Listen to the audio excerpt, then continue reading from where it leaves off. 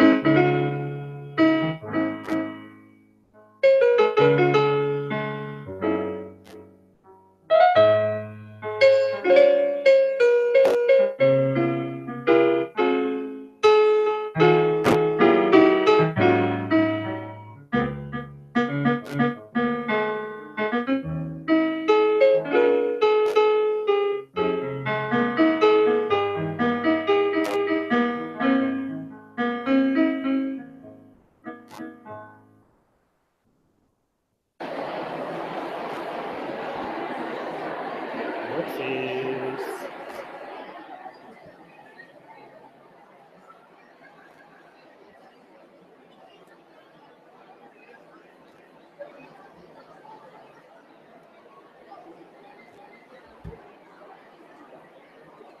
Welcome everyone. We're going to get started in just a moment. I just have a couple of quick housekeeping announcements. Please silence your cell phones, your tablets, your cameras. If it makes a noise, please stop it from making a noise at this time. And we invite you all to be truly present at this special time. Please put down your cameras, your cell phones, no photos, no videos. We have photographers and videographers that are capturing how this moment looks. So we encourage you all to capture how it feels in your hearts without the distraction of technology. So just sit back and take the moment in. The ceremony will actually be broadcast via YouTube live feed connected to all of our Facebook groups and events. So those wide and far can watch it this evening, tomorrow, next week. It'll be available. There's a donation box in the lobby with proceeds going to the SKS Fund to create a daycare center at the Iris Kirby House. The slot is not quite wide enough for cards, but there's a donation box up there with instructions on electronic donations as well. There's also a card basket in this room. Please sign one of the guest books. That's also located in this classroom. You can do so later this evening. They'll be there for the night. And also in that room, we're going to bring Susan's remains, her earthly remains, into that room so you can pay your last respects after the ceremony. And of course, you're all invited to stick around, grab a drink, bite to eat, and have a dance, because that's certainly what Susan would have wanted. All right, just another couple of moments, folks. Thank you.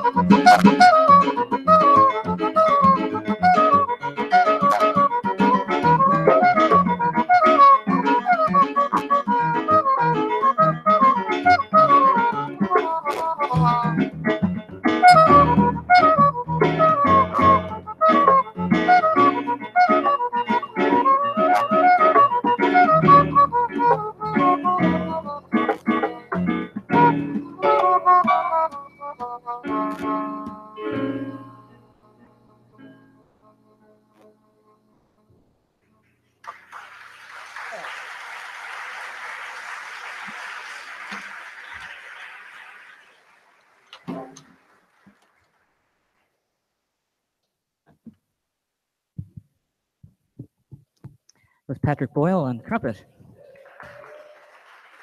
Rob Power on the djembe. My name is Bill Brennan.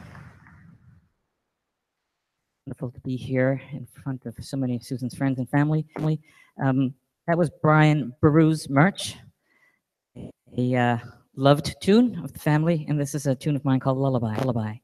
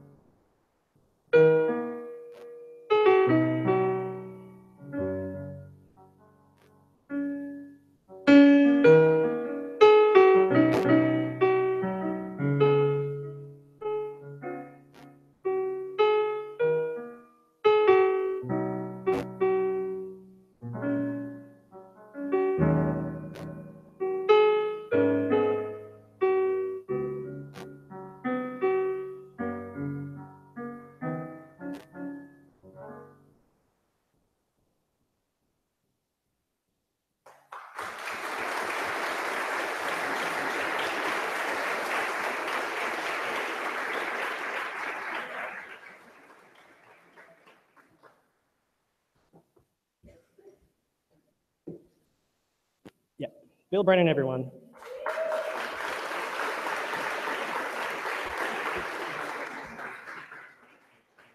Hi, my name is Craig Murphy, and welcome everyone. I'm a good friend of Claire's daughter, Susan's daughter, Claire. Her and her mom, I used to think weren't a whole lot like each other, but I think they're more like each other than Claire would sometimes admit.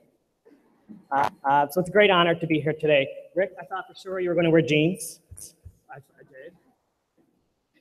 We're drawn here today by our common love, our common respect, and our common grief for Susan. It's the death of our friend and our pillar that has brought us together, but it's her life we wish to celebrate and remember. With that in mind, our time together this evening will allow us to share happy thoughts and memories that bring us smiles as well as tears.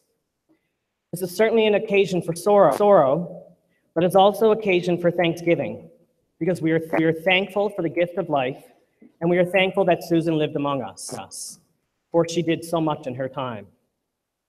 When death occurs, we become aware of the fragility of life, and we realize that death is the common destiny of all living creatures. As human beings, we are part of the eternal world of nature. This dynamic nature is characterized by change. Every existing thing is transformed through a process of birth, growth, and death. Life and death are different but essential aspects of the same creative process. Life affirms itself through death. Each one of us must die for the sake of life, for the flow of the stream is too great to be dammed in any pool, and for the growth of the seed is too strong to stay in any shape. Because our bodies must perish, we are greater than we know. In death as in life, we belong to nature. However, when death does occur, it's bound to be a shock to loved ones. When we are emotionally involved in the lives of other people, we will grieve at our loss. Grief is an inevitable part of the life of any person. When we fall in love, we invite the possibility of grief. When we have children, we invite the possibility of grief. Life means grief, and grief means love in time. The only way to achieve grief is not to live. In the normal course of grief, there will be feelings of pain, disbelief, and loneliness, feelings of emptiness and insecurity. There will be negative feelings which seem irrational and overwhelming in their intensity, feelings of anger, guilt, and depression. To facilitate grief's work, and it is work, let there be tears. Tears are not a sign of weakness. Let there be talk. Talk about Susan's life, and talk about Susan's death. This helps us in accepting the reality of the tragedy, and grief's work is therefore being done. So that's just what we're here to do today. Claire? I'll now call upon one of my closest and dearest, Claire Page Shiner.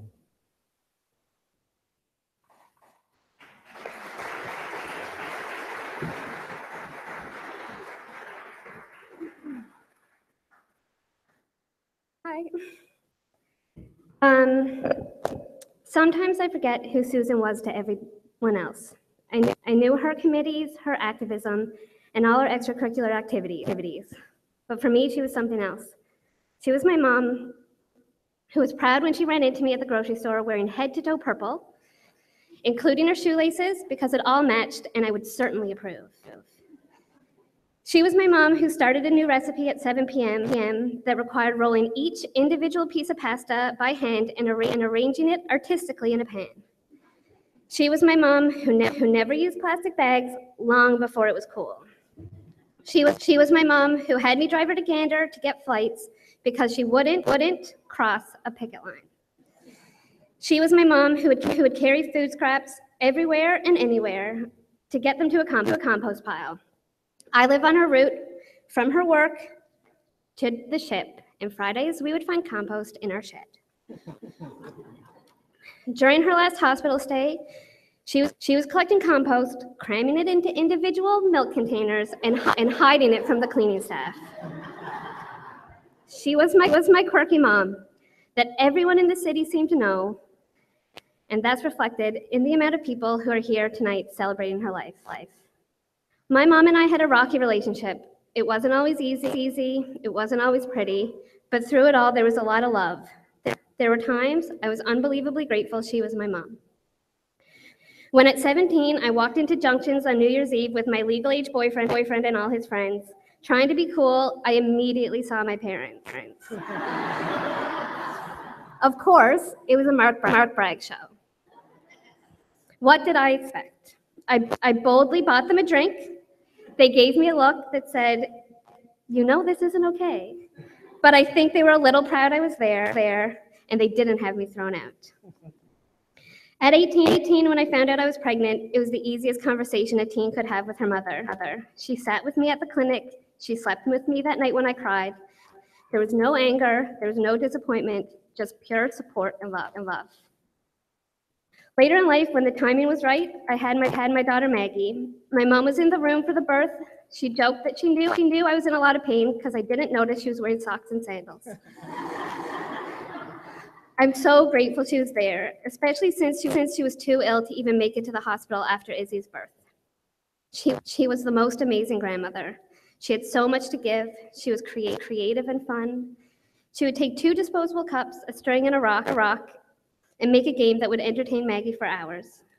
It may have been because she needed something to do with the disposable cups she had been given by mistake, rinsed out, and held onto for years. I'm so glad I got to see her as a grandmother. I saw something in her I'd longed for and knew she could give my children something amazing. I'm also really happy to have given birth to the only 2 people in this world she loved more than Ian.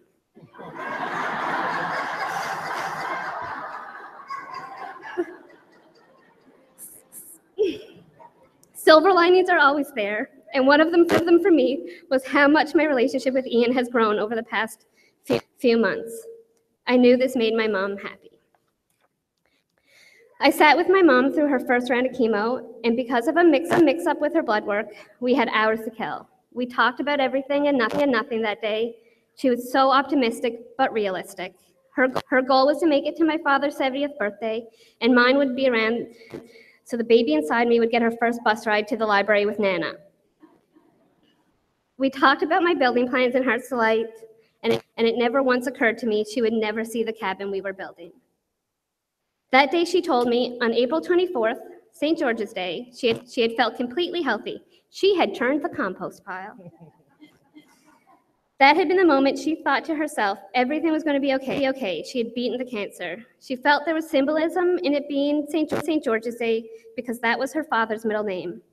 I took that name in hopes of many more healthy days and decided, regardless of gender, my baby would have George as a name. And after Izzy's birth and my mom's rapid decline, we decided to add Susan, even though their time together on this planet was limited. Part of my mom is in her, and there will always be a reminder of that.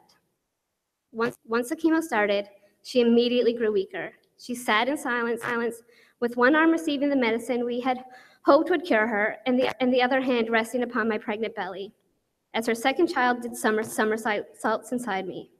It was beautiful and heartbreaking at the same moment. I'm so incredibly thankful for Eastern Health's mistake. It gave me such meaningful memories with her and moments I'll cherish forever. Over the next 2 months, I pushed her to fight harder. I wanted her to do more, to ensure me more time and more memories, but the strength of the illness was more than any of us understood. Her death was the only thing my mom ever got to ahead of schedule. I've asked myself and others, when will this feel real? I figure it'll be when I pick up a phone to call her for all the questions she'd have the answers to. As a child, I was so jealous of Newfoundland kids with their huge Newfoundland families, the cousins in the same class, the grandparents to go to after school, the aunts and uncles to lean on and confide in. What I've realized is because of my mom's ability to connect with people throughout her life, she left me a family. She left me people who all hold a part of her, and she left me people to call for all the answers to those questions. Renee will be my call when I try and tackle her Hearts Delight garden and inevitably kill everything, even the mint. Anne will be the person I call to give me tips on sewing a Halloween costume for the kids and talk me down when I'm about ready to throw a sewing machine onto Gower Street. Shelley will be who I call for special recipes and cooking tips. Isabella has her artistic eye. Natalie will be able to help me with the kids' French homework when I realize I've lost everything I ever learned in French immersion. Claudette will continue to counsel me. Just now it'll be for everything, not just when I need help with my relationship with my mom. Sheila will help me continue her traditions and her legacy. Mom had already given me instructions to the recipe to continue Sheila's annual birthday rum cake. As the questions come, there will be someone who loved my mother who will have the answer. The most important relationship she had was with my father. She often told me, I'm the planner, he's the doer. And this was true right to the end. He doesn't give himself enough credit. He is so quick to give it all to her. He doesn't see how important he is. His total love and devotion to my mother was apparent to every person who knew them. All her accomplishments were possible because of his unwavering support, understanding, and patience. The planner can't get very far without the doer, and she reached the heights she did because of you, Dad. I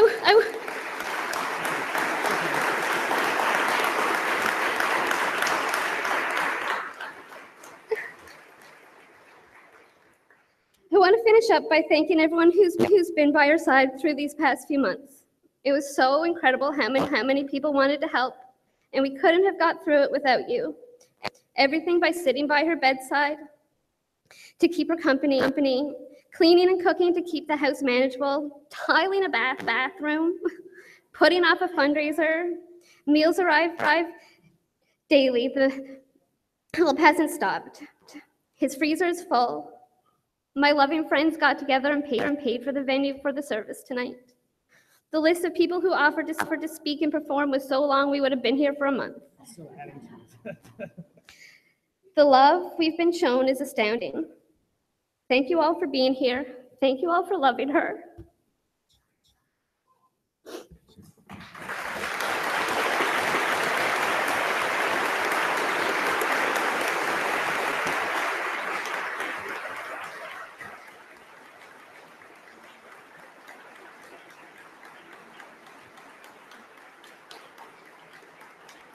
Well, I think we can just finish it up now. We can all go home. I think we're done. No, I'm going to call upon Susan's cousin, Sandy, Aunt Sandy, I think she's also known as.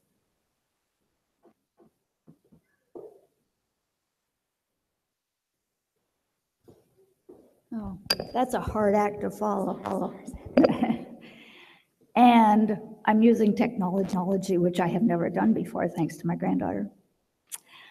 I'm Susan's oldest cousin. Susan's mother was my mom's sister. The whole family was delighted when Susan was born. As we learned was befitting of Susan in later years, she decided on her terms when to be born. And her mom and dad had to leave a performance in Toronto of Oklahoma and get to the hospital fast. Incidentally, that makes twice during Susan's lifetime that she was early. Her birth and her death. To me, she was my cute little cousin whom I babysat and played with at the cottage. The years came and went, and then we heard Susan was getting married. All the family drove to Ottawa for her first marriage and to see her off to Newfoundland, her first of many big adventures. She and Paul honeymooned at the family cottage. And Lynn, who was our cousin that was also at the family cottage, remembers that she walked to the store to buy bundles of lettuce and making lettuce soup for everyone. Lynn said this was so Susan, economical, excellent use of resources, kind, and generous. I remember over the years Susan coming home to Ontario and regaling us at the dinner table with all her adventures, protests, marches, and her political views. There wasn't a dull moment at these dinners. Our Aunt Vi and I and Uncle Doug were watching the evening news one night and were very surprised when the news report turned to St. John's and they saw Susan waving as she was being escorted into the paddy wagon. I joined her on one of her adventures. We went to Montreal together, and we walked and walked and walked. I was exhausted, and she was ready to keep going. I told her she had youth on her side in the St. John's Hills. Always wanted to have friends all over. She even met one of the artist friends that she had in Old Montreal. After my husband died, Susan and I became closer and closer. It seemed almost magical as we turned from cousins to friends. We often visited back and forth with our families. When my son was 13, when my sons were 13, 14, and 15, we came to visit Susan, Rick, Claire, and Ian. Susan had a wonderful vacation planned for us, including days at Heart's Delight, camping, days on Exploit Island, and for which she also had organized a boat trip to get there, and to Cape St. Mary. Thanks to Rick, who drove us to have all these plans come to fruition. So the first thing she decided was that we had to have blueberry muffins to go with us. So I took my kids and Claire, and I think Claire was about 4, maybe three or 4. Susan would know the date and the time. I don't. And we went up to Signal Hill to buy blueberries, or to pick blueberries. So we picked one, put it in the basket, ate 2. Picked 1, ate 2. And finally we got the baskets full, and we headed back towards home. Problem was, by the time we got to town, we had no blueberries. And all of my attempts to find blueberries in the grocery stores around here were fruitless. So Susan had to have plain muffins. 2 years ago, I brought my granddaughter Alexis, who is here with me tonight, to visit. Alexis's father, Ryan, was insistent that Alexis learn everything about Newfoundland before her return to Ottawa. Now, he couldn't have chosen a better person for her to visit, but and Susan was determined not to disappoint him. Being as detail-oriented as she was, and having such a good memory, she not only remembered what she had done with Ryan and his brothers, but also what she had not done with them. So she made sure that Alexis got more details than her father did. Miles were inconsequential when a plan had to come together. Thank you again, Rick, for being the chauffeur. Susan was often in Ontario, and a couple of years ago asked if my uncle could join us for a weekend at my place. Susan was determined to get all the family details that she didn't know from Doug. It was only when we dropped her off at the airport that she stopped taking notes. I transcribed them when I was here in June, and I was talking to someone tonight, and I'm sorry I don't remember your name, but you have them now transcribed properly. So I guess now I have these passed on family secrets to do the family history. We had such a fun weekend talking and laughing amongst the 3 of us. It's been wonderful to have our relationship grow as it has over the years. I am so proud of her, of all her accomplishments. None more than being awarded the Person's Award.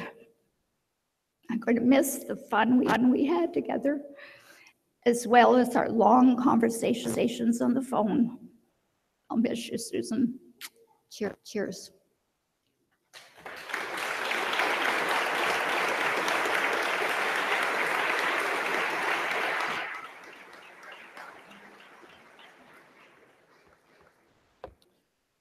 Susan was a big fan of the next 2 talented musicians and longtime friends, Jenny Gare and Sandy Morris.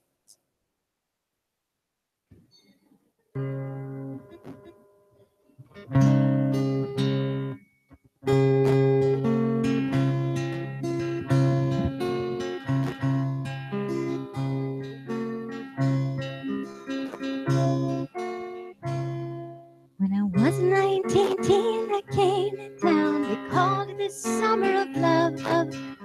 burning babies, burning like the hops against the dust. I took a job in a steamy down on Carlton Street. I fell in love with a laundry girl who was working next to me. She was a rare thing, fine as a beesweed. To find a breath of wind might blow her away. She was a lost child, running wild. As long as there's no price on a love, I'll still stay. Wouldn't want me any other way. Hey, hey. Brown hair zigzag around her face, a look of half surprise. A fox caught in the headlights, there was animal in her eyes. She said, young man, oh, can't you see, I'm not the factory kind. You don't take me out of you, well, I'd surely lose my mind. She was a rare thing, fine as a bee's wing. Fine that I might crush her where she lay. She was a lost child, running wild. As long as there's no price on love, I'll stay. You wouldn't want me any other way. Hey, hey.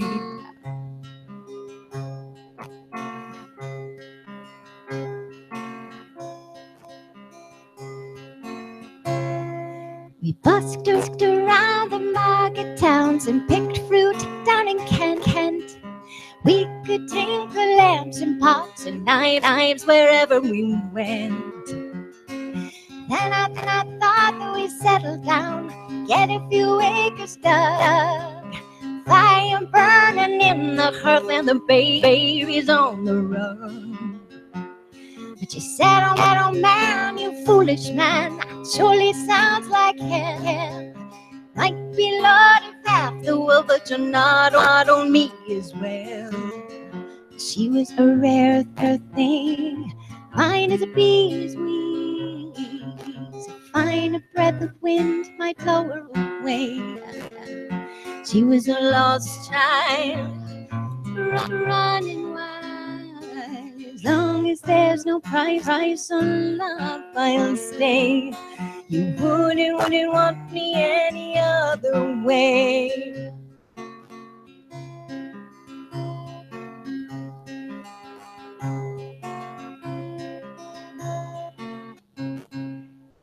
Camping down the Gower one time, work was pretty good. Thought we shouldn't wait for the frost, and I thought maybe we should. But we were drinking more in those days than tempers reached a pit. Like a fool, I let her run with the rambling ditch.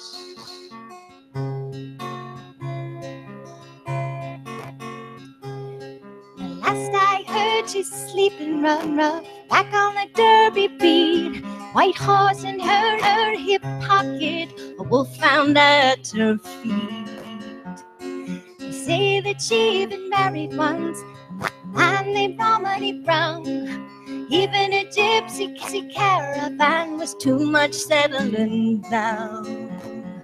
She was a rare thing, fine as a bee's wing. Find that I might crush her where she lay. If I could just taste her wildness now, if I could hold her in my arms today, you wouldn't want me any other way. Hey, hey.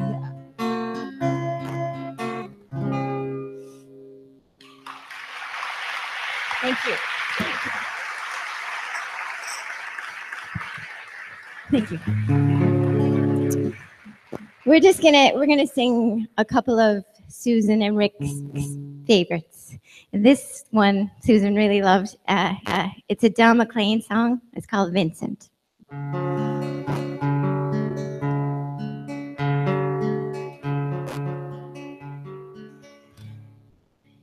Starry, starry night. Paint your palette blue and gray.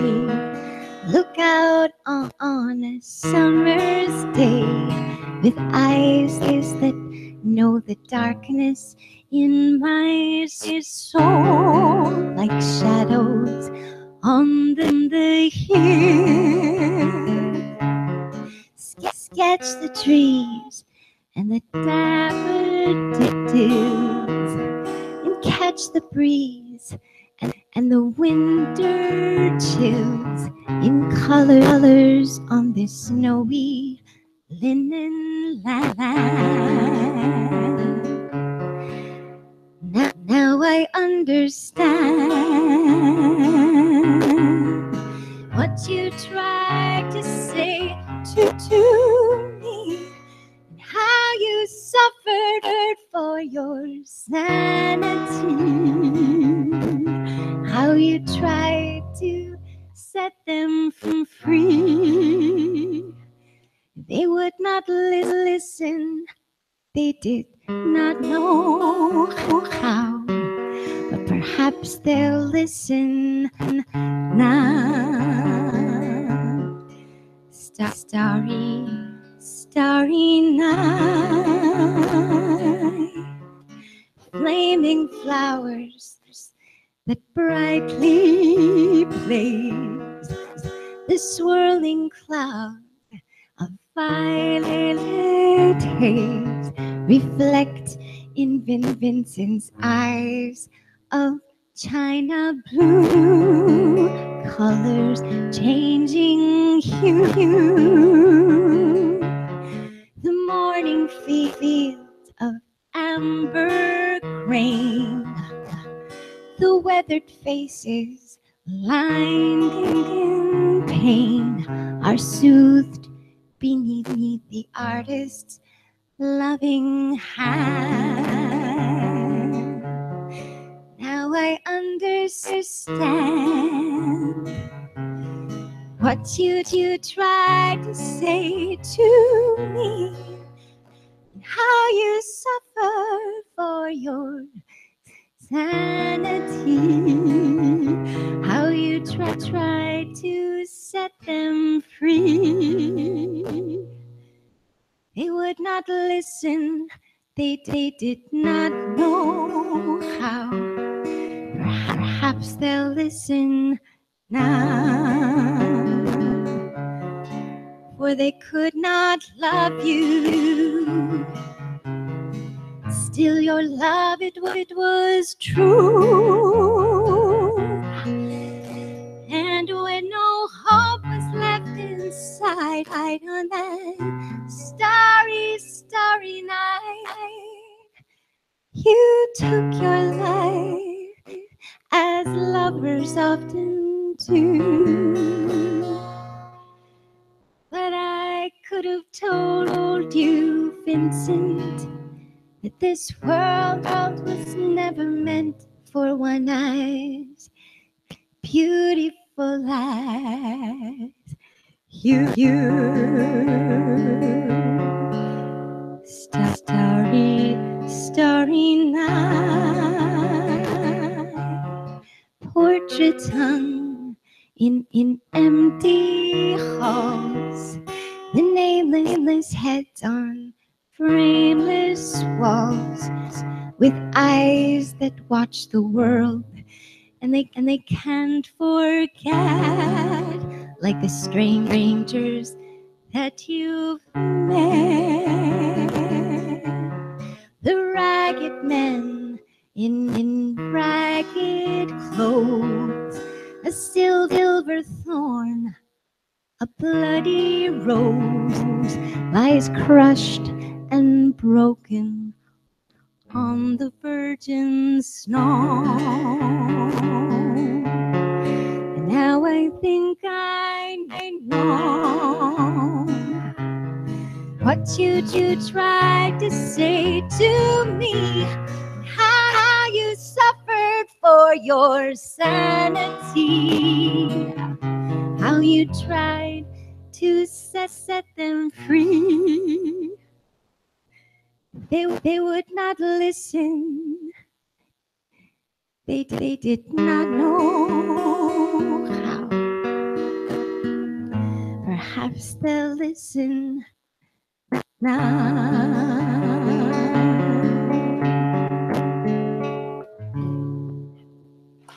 Thank you.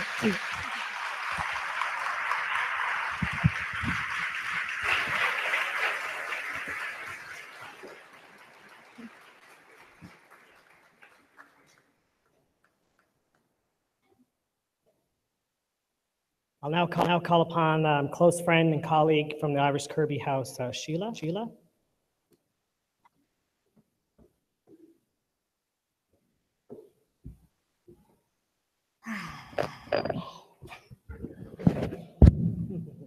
I know, I gotta fuss for a bit. Okay. Hi, everyone. I was 28 when I arrived in St. John's with three young boys, very little money, and no clue of what I was going to do next. I met Susan then for the first time, and I clearly remember her kindness and that big smile that in an instant calmed me. A few years later, in 1990, we reconnected when I went to work at Irish Kirby House and eventually in the Children's Services program with Susan. Susan was superb in that job. I would just sit back and watch in awe of her. I knew right then that's the kind of worker I wanted to be. So like an excited and energized puppy, I began my training, following Susan around, trying to get things done just right.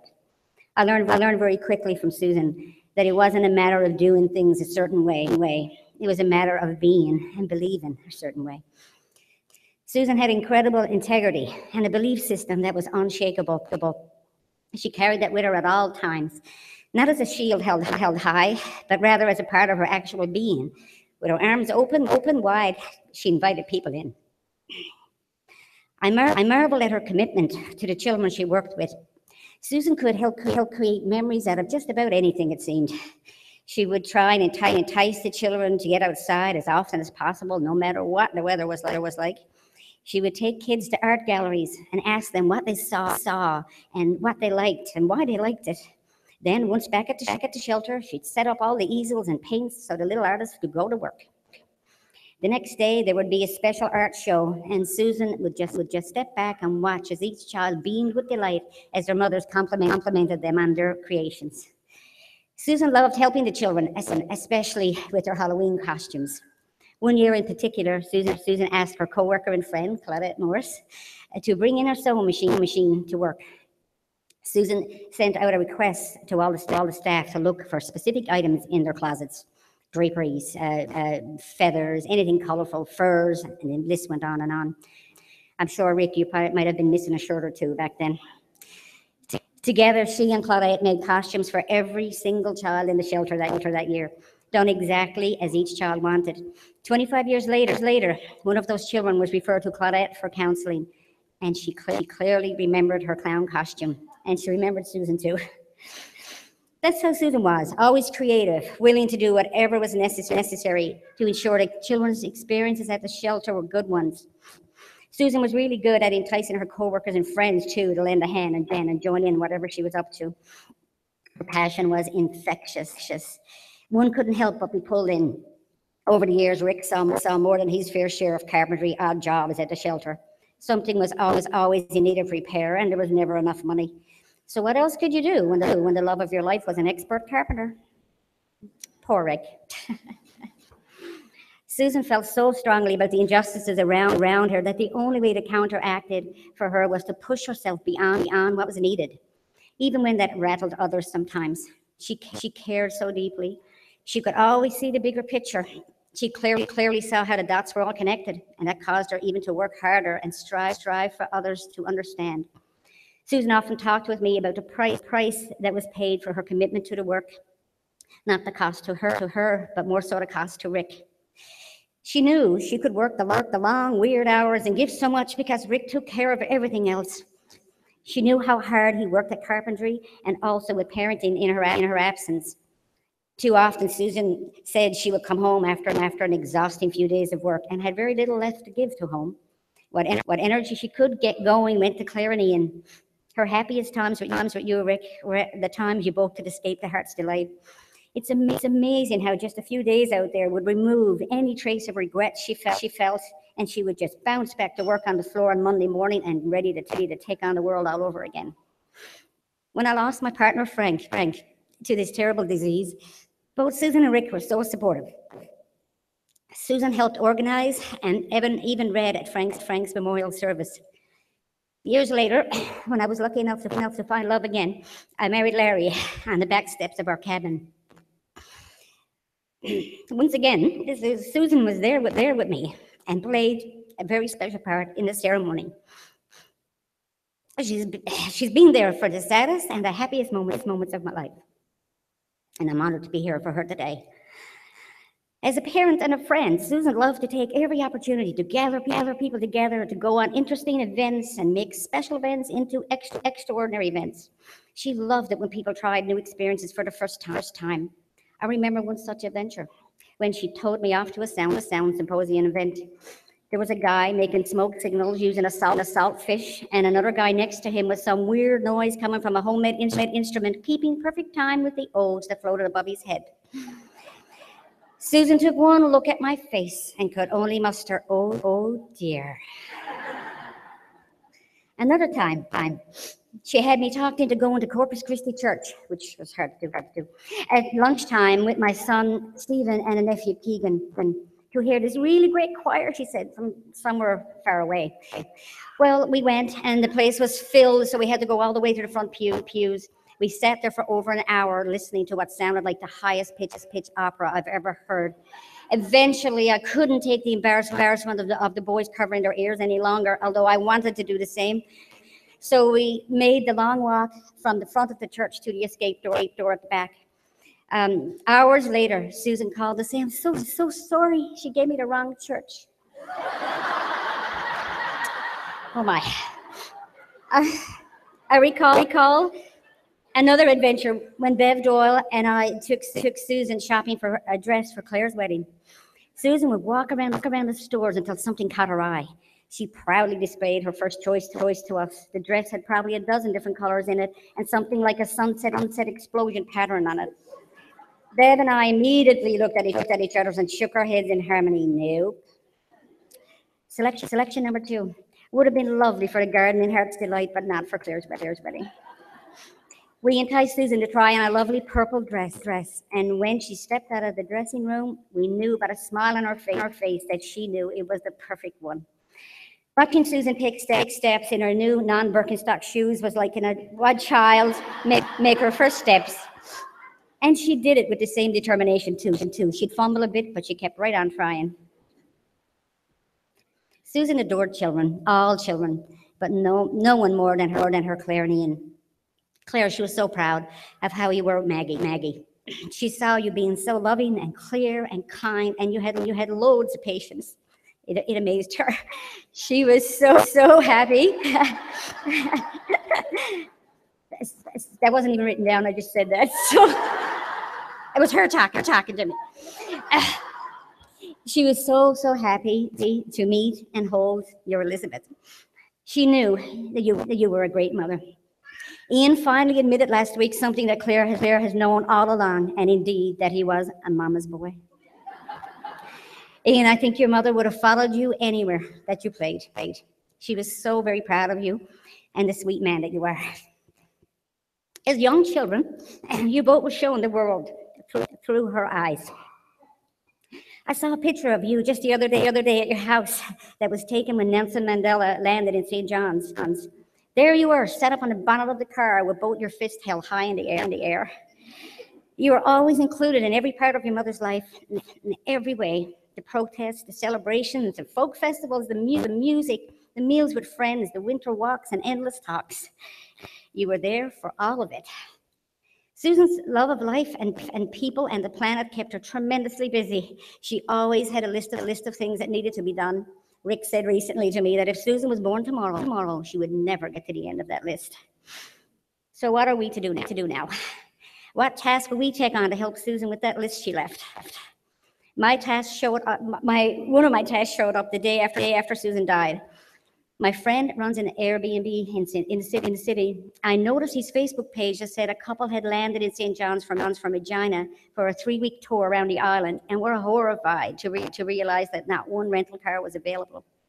He asked if anyone had any suggestions. I put down my phone and thought, what would Susan do? You can guess the rest. Yes, I gave my car to this wonderful couple in their late 60s who went off to hike and explore the island. They were amazed that I would do that. But I sat and told them all about Susan, how she opened her heart and her home to people all of the time, because she believed in helping when she could. And she believed that people were good and kind. And what if everyone was like that? What a better world we would all have. I told them they had Susan to thank for the car.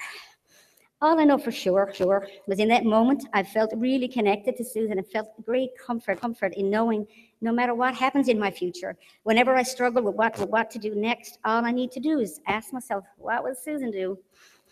Whatever comes to mind will be exactly the thing that I will do. Susan will always be with me. I will miss her dearly, but I will continue working on that list. And I hope all of you who loved her too will do the same.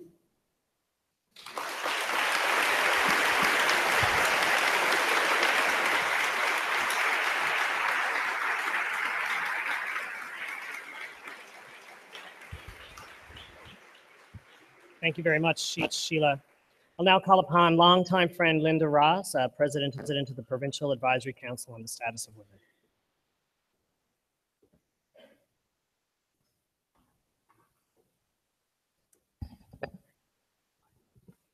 Good evening. I'm honored to have been asked to speak this evening to pay tribute to Susan and talk about her lifetime commitment to social justice. But where do you begin in paying tribute to a woman who touched the lives of so many and left a legacy that can't be measured? Framed on Susan's fridge is a quote by well-known author, feminist activist Alice Walker. Activism is the rent I pay for living on this planet. Susan lived her life by those words, and she gently, and many times not so gently, encouraged, challenged those around her to do the same. For the 30+ years I was privileged to know Susan, everything she did was with a view to making the world a better place for everyone in every possible way. From her home and garden to her work with community, labor, and political organizations, and her involvement with music and the arts. For Susan, it was always about a celebration of what we have, but unflagging commitment to what we had yet to achieve. Now there's no mistaking which house on Queens Road was the home that she, Rick, Ian, and Claire shared. Bright yellow, with flower boxes overflowing with color each spring, woman's symbol on the eave, and the windows with ever-changing posters over the years. Posters that ranged from candidates for municipal, provincial, and federal elections, to those with anti-apartheid, anti-violence, environmental, and women's rights messages, and of course, those with the latest music and art events. Inside on the wall, going upstairs, in a place of prominence, hangs the poster with Paulo Freire's quote, "Washing one's hands of the conflict between the powerful and the powerless means to side with the powerful, not be neutral." This is who Susan was and what she stood for. When I look back over the years, Susan seemed to have been involved in everything. Gathered with a group, singing anti-apartheid Christmas carols outside the liquor store that used to be there on Water Street. Standing outside or inside a federal government office protesting cuts to programs, particularly those that affected women and children. Standing in the rain and snow at rallies for pay equity and labor rights, etc. And standing outside the airport, sun beating down on Torbay Road with a group who had heard that maybe Nelson Mandela's plane might be refueling in St. John's, and we hoped he would get off and speak to us. And he did. And then there were Susan's efforts to support causes and organizations that had little to no funding. That was most of them. Selling tickets, getting donations, soup suppers, potlucks, gathering used furniture, gathering clothing, continued. While my memory of details over the years has faded, Susan's certainly hadn't.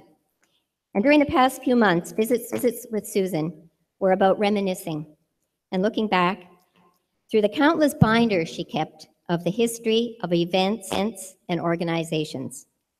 Everything from the original budgets to newspaper clippings, even copies of the chants and protest songs we used to sing.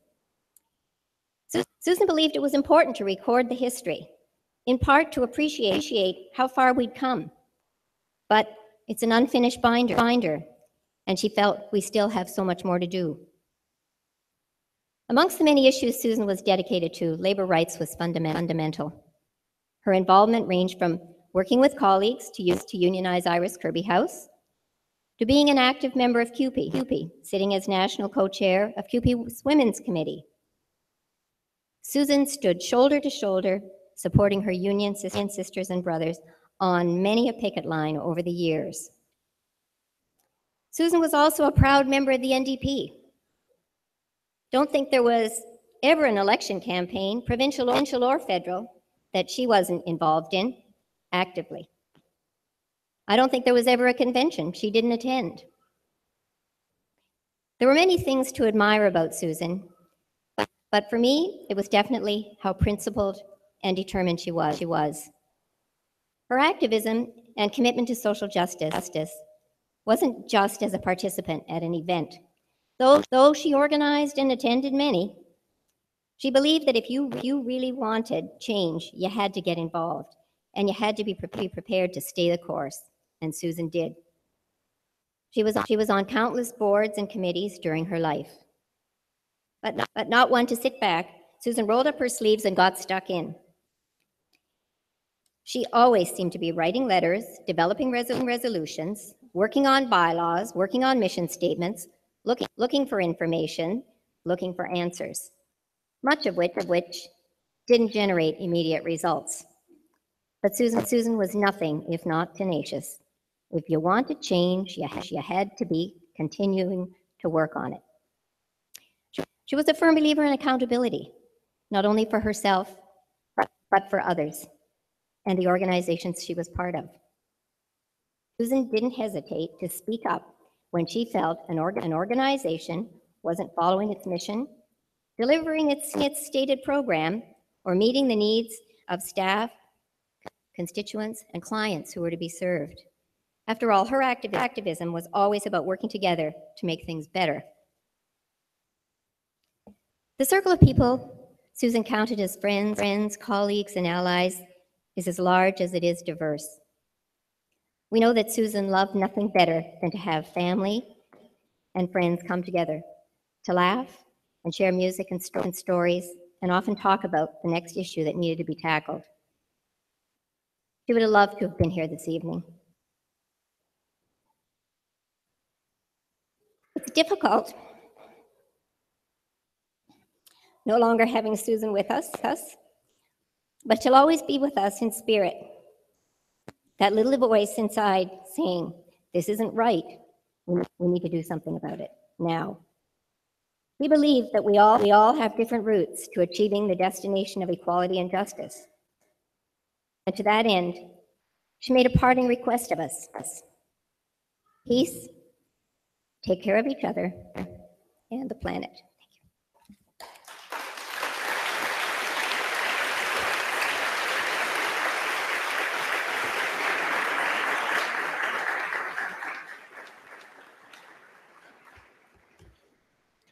As many of you are aware, Susan was a proud recipient of the Governor General's Award a few years ago. So I'll now call upon Ian's partner, Nicole Yates, to read the speech that she wrote.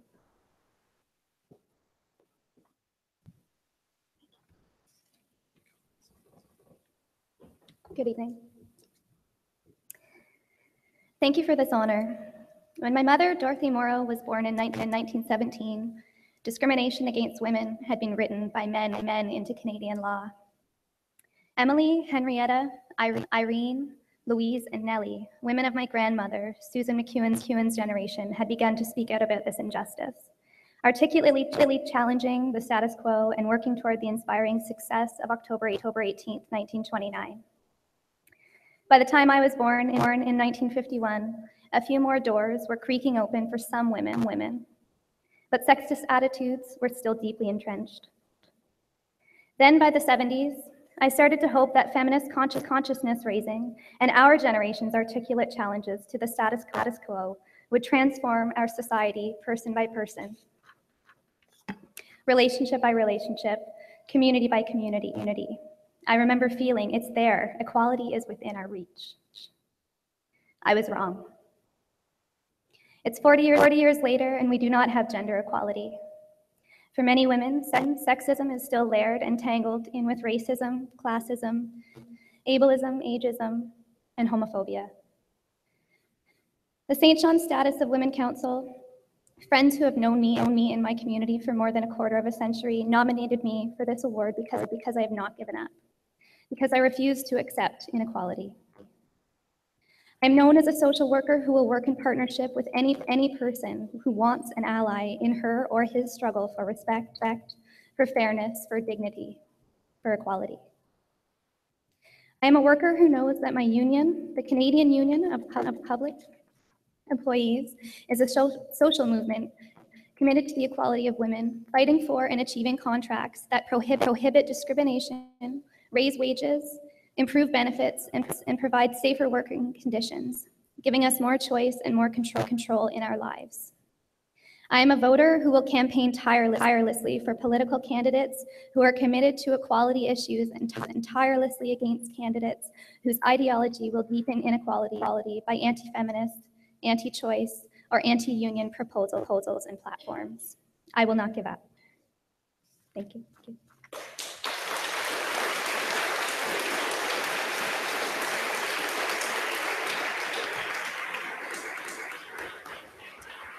We thank you, Susan, for those words, and we thank you, Nicole, for delivering them. I think it's time for some music. Longtime friend, Susan and Rick, you guys have done a concert series to raise funds for the Children's Center. I'm now going to call upon close friend and musician, Jim Payne.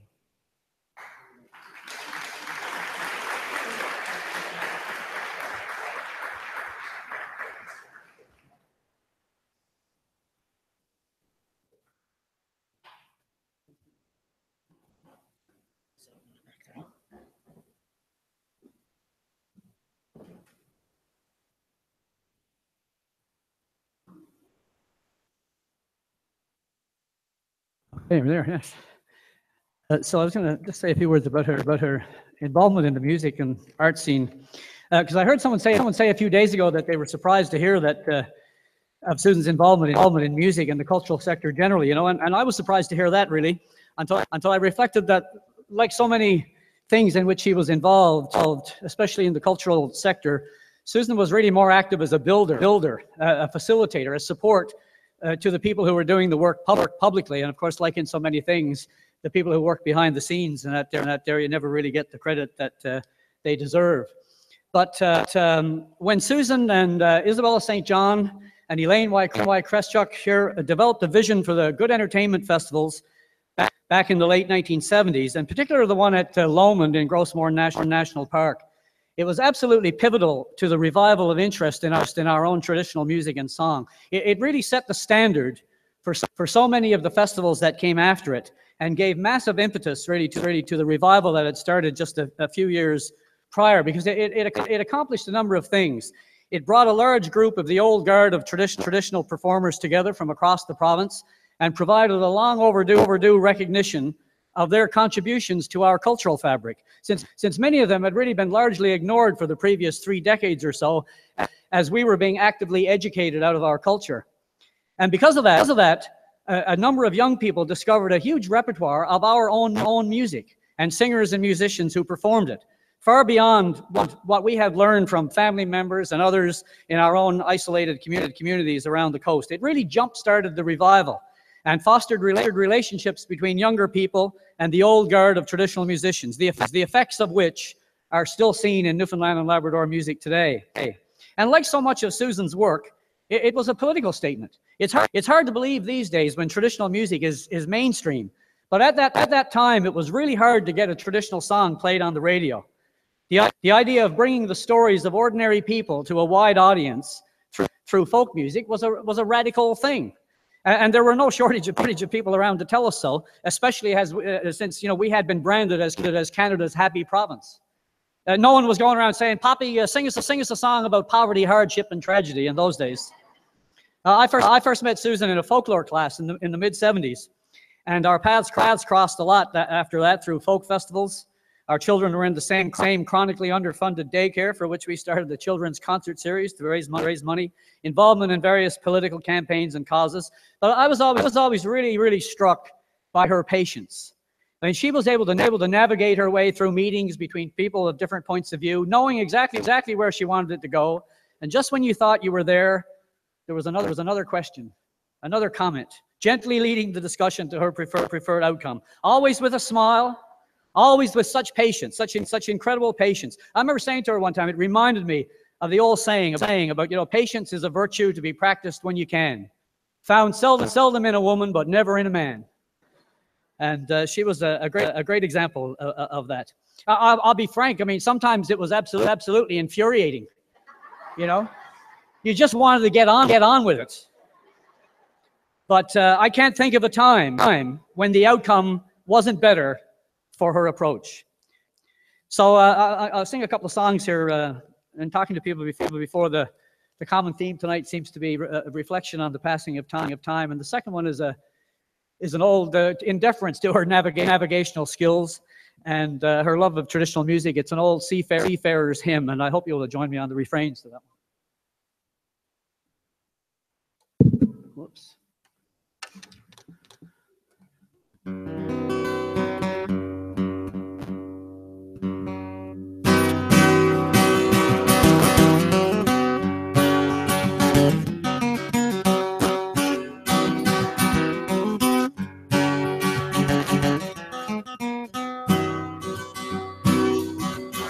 I read a newspaper every day. I often wonder why things don't go the way we all want them to.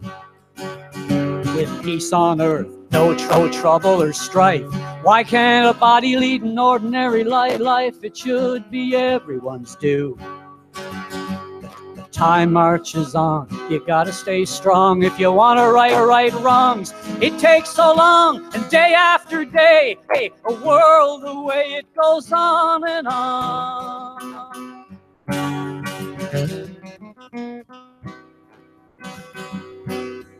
So I look on helplessly at the images on TV, all the world's a mess. Look around, it's always at war. So many people desperately poor with no redress. Time never waits, never hesitates. It don't look at the date, it's never early or late. While the fairest of needs sacrifice to greed and abandon to fate.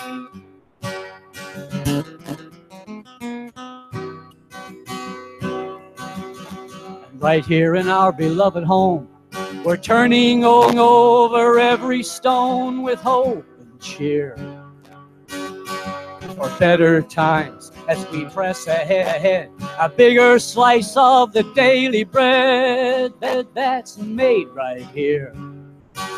Time moves on the tide, it won't be denied. We take it in stride, can't live on pride. You win or you lose by the path you choose. We're just here for the ride.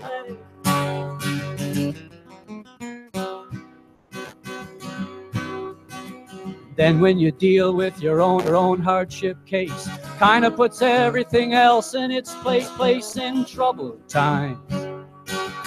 When you're down and out, you're taking your licks. How can you think about a global fix? Out of sight, out of mind. Years go by, loved ones die. You wonder why, you break down and cry. Though you have your doubts, you will figure it out by and by.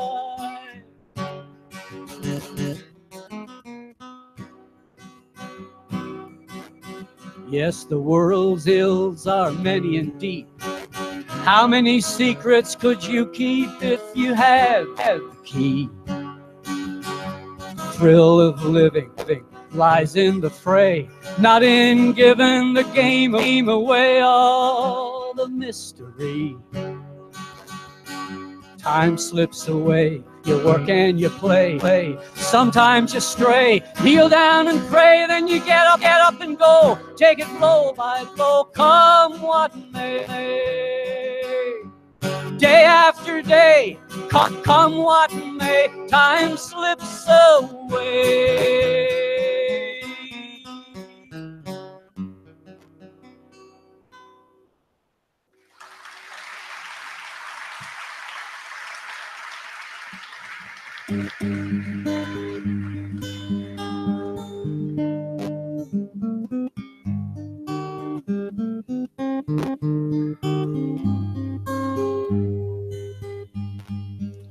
When a weather-beaten sailor finally comes ashore, never weary mariner deserves safe harbor more.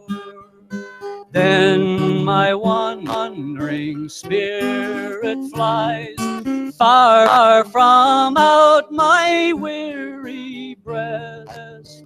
Still the waters, still the waters, still the waters, dearest Lord, and take my soul to rest. Can you sing that with me? Still the waters, still the waters, still the waters, dearest Lord, and take my soul to rest.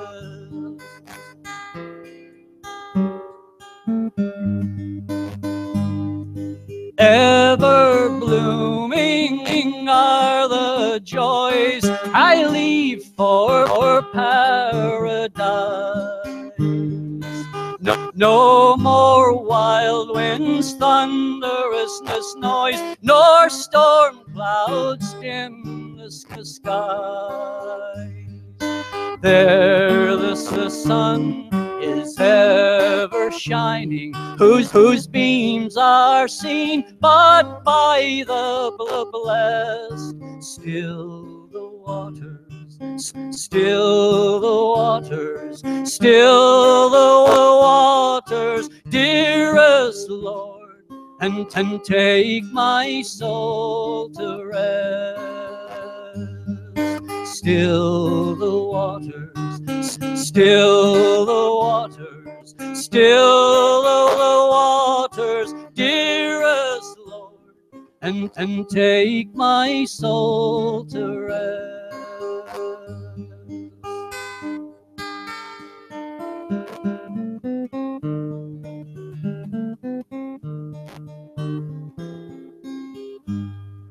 When a weather-beaten sailor finally comes to shore,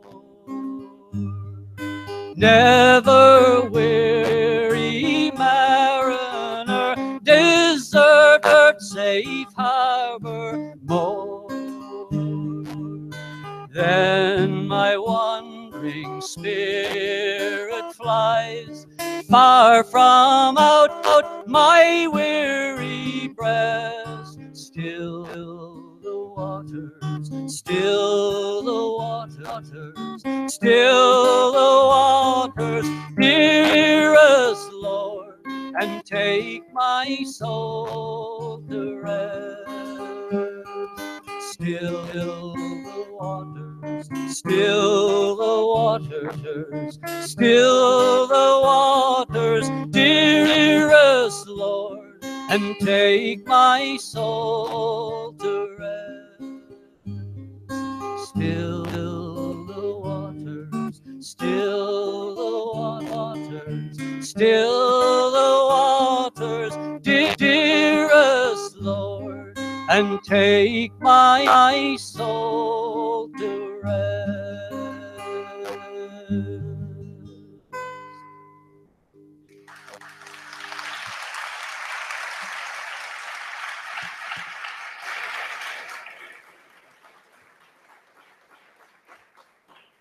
Thank you very much, Jim.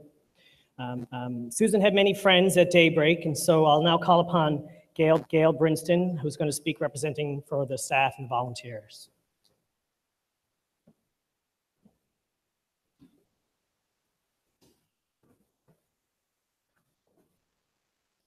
Well, what a beautiful turnout. I know Susan's happy. She's looking down. On behalf of Daybreak Parent Child Centre, I'd like to express our sympathy to Rick, Claire, Ian, and the extended family, and all of her friends here tonight. We'd also like to express our gratitude for the 17 years of service that Susan has given us in her role as Family Service Coordinator. As a social worker, Susan often worked tirelessly to support and empower the families enrolled in our programs. Her work was by nature often kept confidential, and so it is those she worked directly with who know the full impact of the difference her work made. We can say without a doubt that that the compassion, respect, and acceptance for others were some of the things that made her amazing at what she did. Susan never shied away from anything. There were no problems too big or too small to take on. Susan was always up to the challenge and had not a care attitude about what others thought about it. If she thought ethically it was right and it should be done, well then so be it. It will be done. I'd be remiss to stand here tonight and not to mention one of the favorite memories that most of the staff at Daybreak can still recall. Many years ago, Susan had an idea that if there was a garden that was empty somewhere, then it should be cleared and it should be planted with vegetables. Well, that was no easy task because the vegetable garden was clear across town in the Goulds, but that didn't stop Susan. Many of us will forever have the image in our mind of Susan into our memories, the sight of her showing up for work, hair in a kerchief, rubber boots on her feet, and a pickaxe and a shovel in hand, boarding the bus. Oh, the gusto and the enthusiasm she brought to her work. Soul therapy comes in many wondrous ways, and for some of our families, it was a connection to their own culture, and for others, it was a whole new experience. Nonetheless, they come to love it. For the staff at Daybreak, I'm sure we will continue to celebrate the life of Susan. She has taught us so much. She has taught so many of us that life is a gift and that we all have something to offer. She had taught us that the little things done right are what's important. Susan was so full of appreciation for life. The life she was given, and we are honored to have been a part of that. Thank you, Susan, for your vision for a better world. Thank you for your dedication to make life better for others. It was a beautiful life, well lived. Rest easy, sister, and soar high.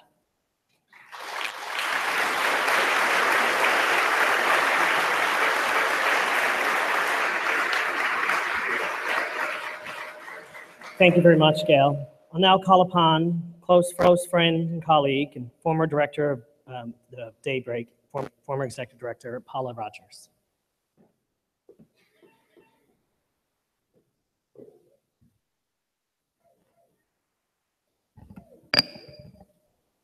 First, my condolence to you, Rick, to Claire, and to Ian, and your partners and extended family, and all our friends who are here tonight, who I know we all feel the loss of Susan, but we're celebrating her life as well. Others have spoken and will continue to speak this evening, I'm sure, about Susan's many achievements and her awards, all very deserving.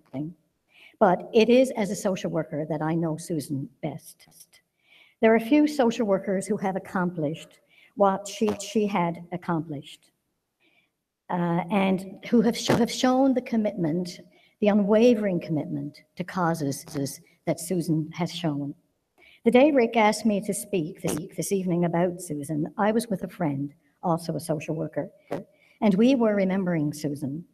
And she asked, how many social workers do you know who have been recognized and received such media attention as Susan has done this week? Well, I said they were few, but I really couldn't remember anybody else. And those who we did name and recall, what they shared with Susan is not only the positive impact on individuals, on clients, on colleagues, on people that she knew generally, but also on communities. It wasn't only that Susan knew her social work values. Many of you know, too, she would love to educate you about those values. And it was not simply that she gave lip service to them. Susan embodied her values by showing her genuine interest in her clients' well-being, by the long hours she was willing to give to them. And Susan not only took the extra step, she went the full distance, no matter what. It was not uncommon to hear that she had been at work at daybreak all evening or on a Saturday, and it mattered none that it might be Christmas or that it was her birthday, and at daybreak you could take your birthday off. I don't know if she ever did. Or that she had a social engagement in the evening. And I'm sure, Rick, there were many evenings you waited patiently at home for her to arrive, to go. It's not, she says. Susan was simply not leaving till all the work was done to her satisfaction. And then if you happen to meet her leaving for home, she would still greet you with that wonderful, radiant smile.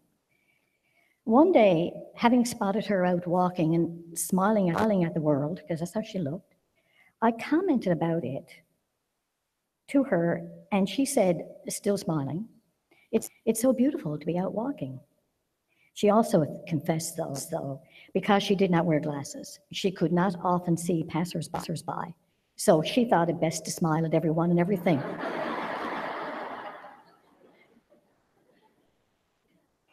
In the press this week, Susan was described as uncompromising, and that really made me laugh, because it is such a good descriptor.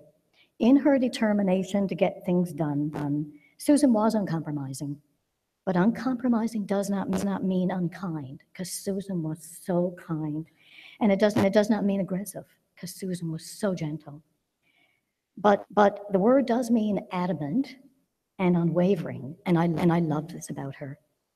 If she was on your side, you were going to get results. I first met Susan when she worked at Kirby House, and I was then working at the Janeway Family Centre, having just returned to the province from Vancouver, where I worked in a treatment centre for children who had experienced abuse.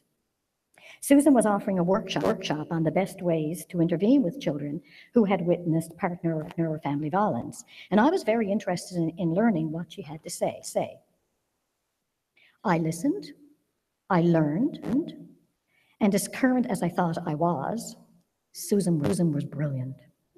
I wanted to get to know her, and after the presentation, I did speak to her briefly. A greater and more meaningful opportunity to get to know Susan came in 2002, when I joined the staff of Daybreak Parent-Child Center, where Susan had been working then about 2 years.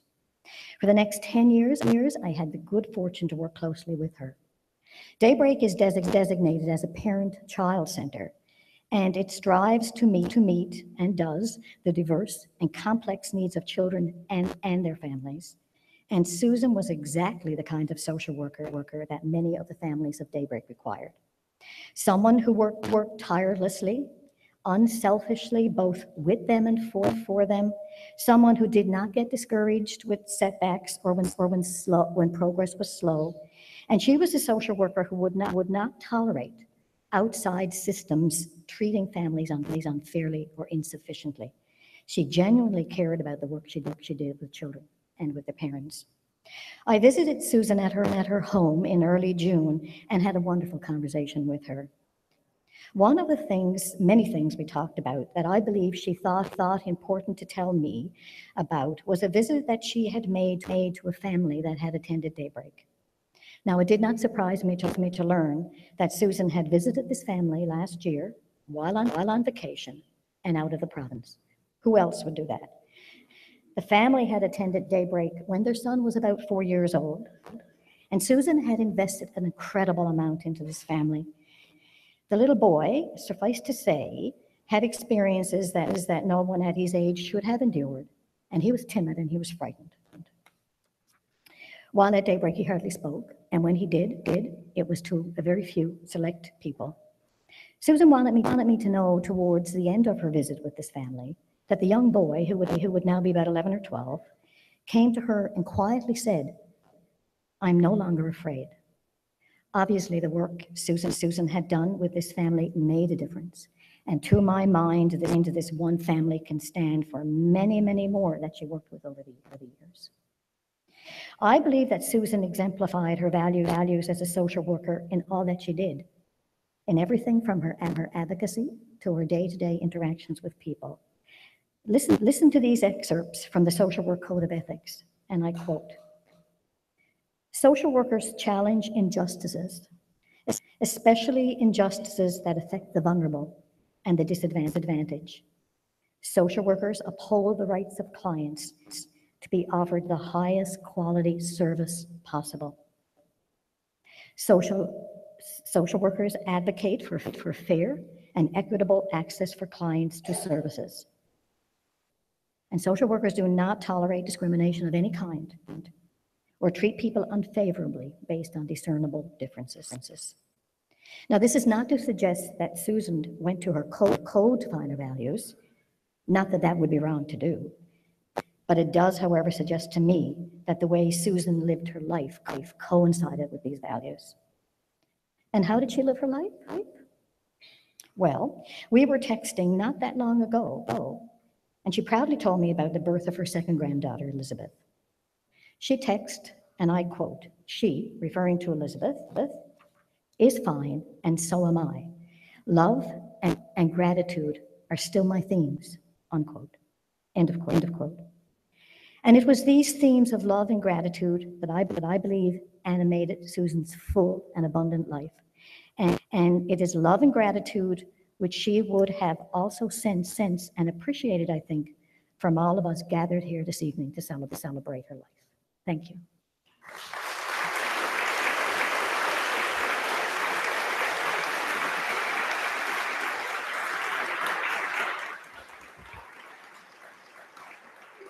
Thank you, Paula. There's so much love in the room tonight, and so much love far and wide. There's been many, many messages that have been received.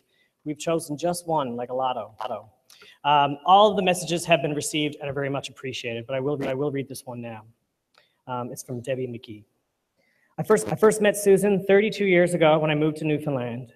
I knew of Susan's achievements and her work with the women's community and the NDP, but my activity was within NIFCO and the arts community. And my biggest connection with Susan was as mothers. Ian and Nick were born within a few weeks of each other in 1987. Susan had Claire a few years earlier and was an experienced parent who passed much information on to me and to others, especially as we went through Bishop Fields School, attending fairs, Christmas concerts, variety shows, endless birthdays. How often did we freeze when a host of other parents and children was on the harbor on New Year's Eve? After we all walked down from Susan and Rick's party. Susan and I developed a catchphrase, something we would say to each other in a half-joking support. "You're doing a great job." We say it every time we'd recount a parental victory or defeat.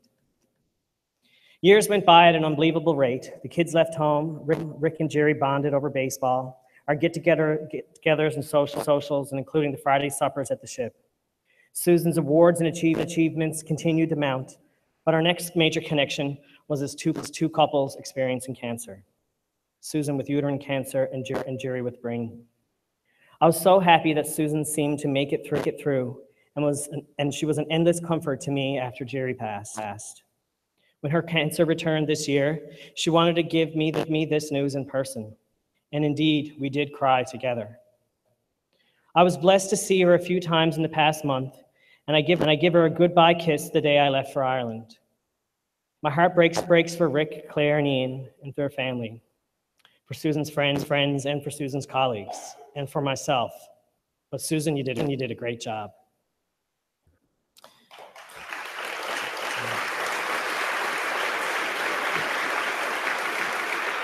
Thank you, Debbie. It's important to know that the death of each of us is in the order of things. It follows life, surely as night follows day. We can take the tree of life as a symbol. The human race is the trunk and branches of this tree. And individual people, we are the leaves. We appear one season, flourish for a summer, and then die. But while we live, we are conscious of the tree's flowing sap and the steadfast strength. We are part two of the whole, the collective consciousness of humanity. And every one of us makes a unique contribution, be it never so small, and in Susan's case, be it ever so grand and far-reaching.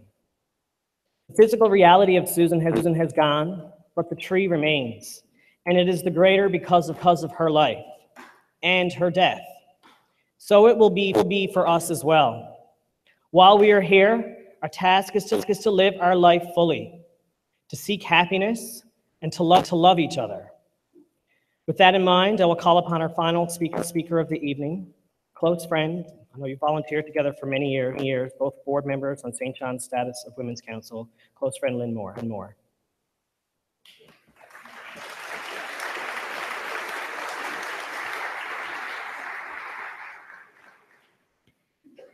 Rick, Ian, and Claire, I'm really, really honored and humbled to be given this opportunity to pay tribute to Susan.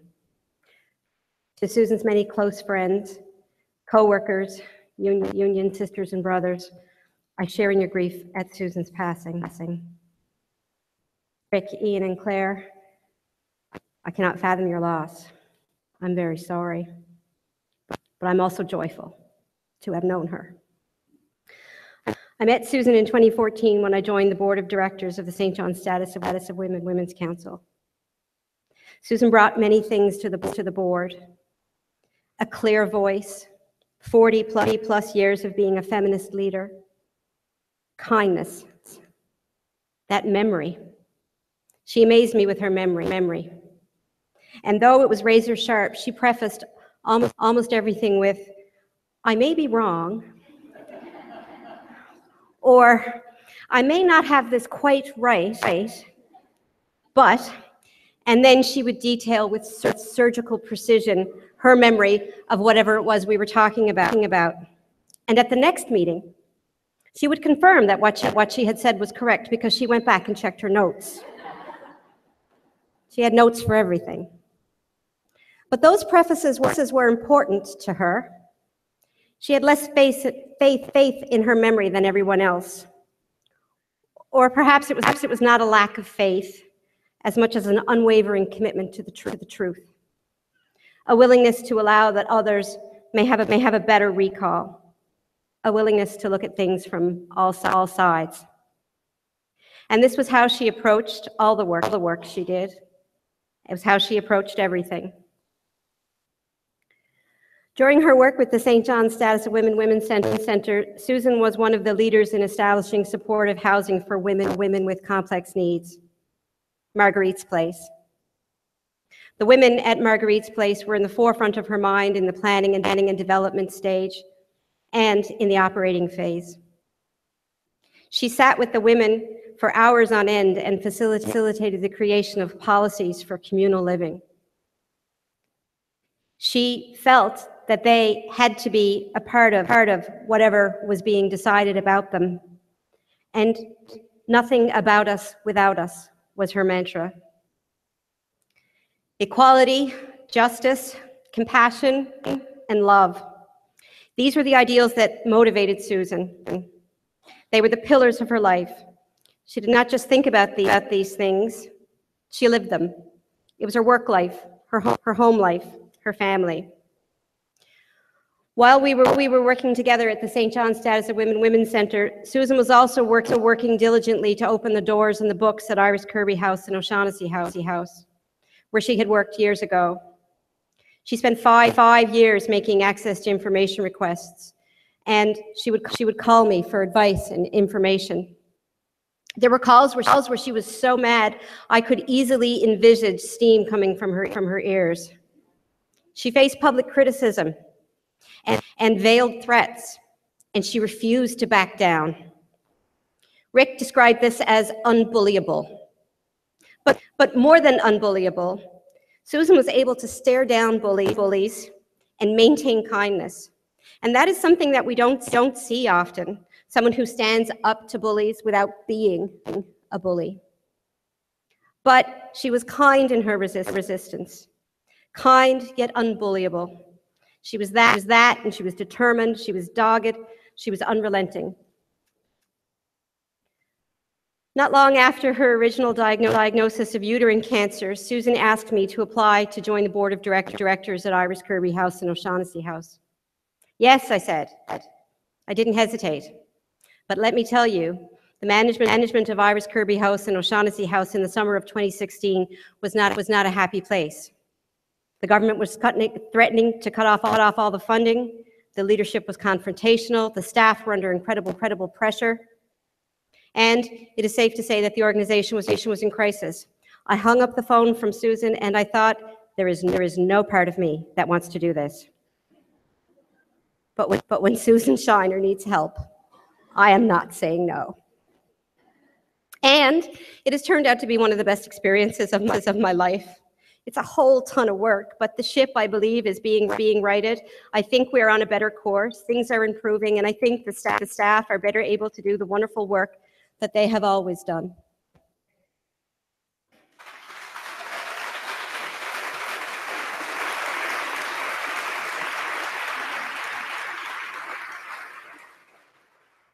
I am meeting wonderful women. I am learning, and I think I am helping, and it's all because Susan asked. This is what Susan does. She motivates, she inspires, she gets things done. And I am speaking in the present tense because she is still doing it. When she called me to deliver the second set of news about her cancer, the news that meant that we wouldn't have her with us much longer, my first thought was, oh, I'll say if there's anything I can do. And then I immediately thought after that, I'm not going to say that, because Susan Shiner knows that if there's anything I can do, I will. And as I was thinking that thought, as it was going through my head, Susan said, there's something you can do. And she told me that she wanted a seed fund established to provide for a daycare at Iris Kirby House. She said it had always been a part of the dream that when a woman arrives at the shelter, exhausted, worn out, needing to meet with police or lawyers, that if she wanted even just to have 5 minutes to herself, that there should be a safe space for the children to go. A really good daycare with no need for appointments or no particular reason to access it. A place on site so that a woman could stop by and see that her baby was okay if she started to miss her.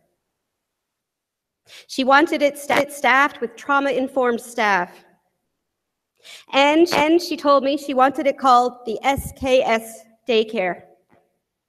And she thought that the children themselves could decide what SKS stood for. She thought that they could have fun imagining what SKS stood for. So we will let the children imagine. But I think we should tell the women, the mothers. I think we should tell them that SKS stands for Susan Catherine Shiner. And I think we should tell them about what a strong woman she was, how much she did for us and for them, and that when their lives are back on track, they too can take up her mantle. In the days following her passing, I was speaking with Sheila Ryan about Susan, and she said to me, "The like shall not walk this way again. The like shall not walk this way again." This is true, and how we will miss her. And it is not true, because we are going to walk this way. We are going to remember her. We are going to choose kindness over anger. We're going to choose compassion over judgment. We're going to choose equality over oppression. And we are going to turn her dream of the SKS daycare at Iris Kirby House into a reality. And I know it is not ordinarily done to ask people for money during a eulogy. But I am confident that Susan would approve.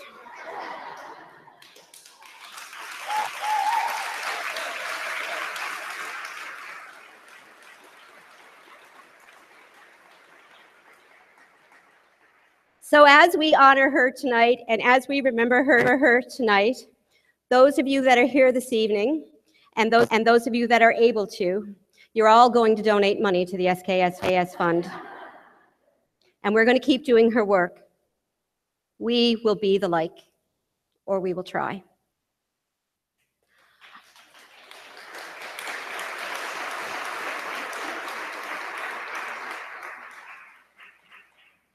I loved Susan. I really did. And I will miss her, but I'm going to keep up with the work. I'm going to try and be kind and compassionate, and I'm going to fight oppression, and I'm going to work for equality. And I believe that she will be watching and smiling that beautiful smile. Thank you.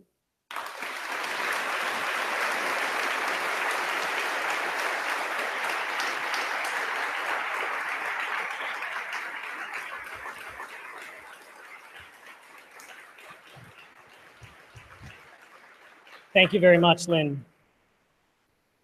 Death is not necessarily the end of our story. Our lives become part of a collective story that continues indefinitely. The memories we share of Susan show us that she has influenced our lives in so many ways. You have been changed by knowing Susan, and by knowing you, others will also be changed by her. Be thankful for the friendship you had with Susan. Nothing can change the experiences you've shared with her. The past is secure and cannot be changed by time or circumstance. We have been remembering with affection and gratitude the life of Susan and recalling the loving, happy, compassionate person that she was. Let us now take a moment for silent reflection on the meaning of Susan's life to you, how will you remember her, and what you will hold dear.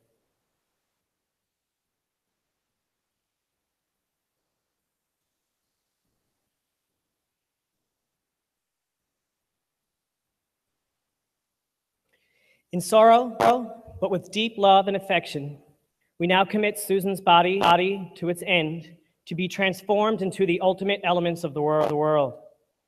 We rejoice that she lived. We take delight in her friendship. May you treasure that you shared in her life.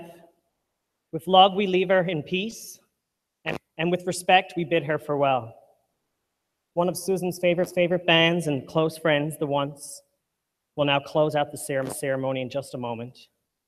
On behalf of her partner, Rick, her children and her grandchildren, her family and close friends, I'd like to thank you all for your presence here today and for all your thoughts and your well wishes, however far they have come from.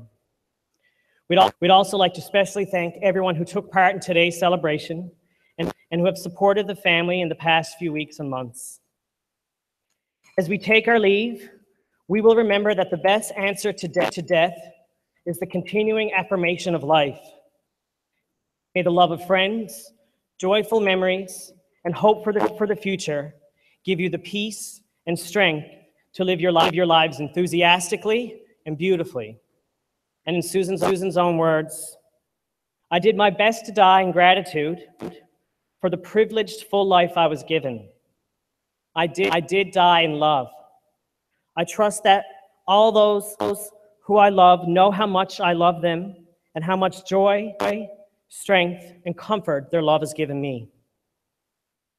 There are names I want to say one more time.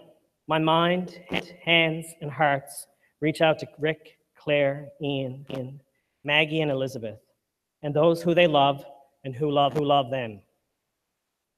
Fare thee well, peace. Take care of each other and the planet. Go for it.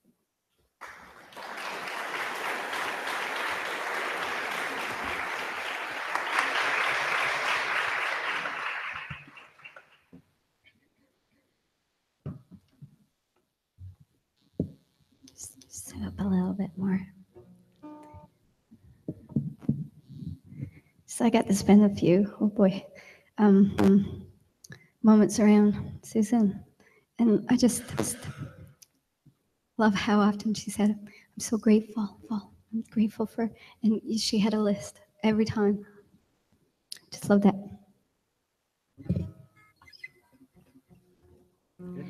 Yeah. I just want to say to you guys, we're in your corner. We're here. We're not going nowhere. Right? We're gonna live downtown always. We're gonna visit you in BC. You can give your kids to us if you want, like whatever you want. We'll give them back, I promise.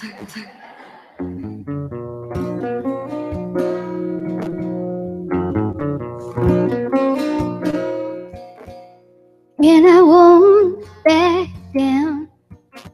No, I won't back down. You can stand me up at the gates of hell, and I won't back down. I'm gonna stand my ground, won't be turned around, and I'll keep this world from pushing me around, and I'm gonna stand my ground, and I won't back down. Hey, baby, there ain't no easy way out. Hey, I stand my ground, and I won't back down.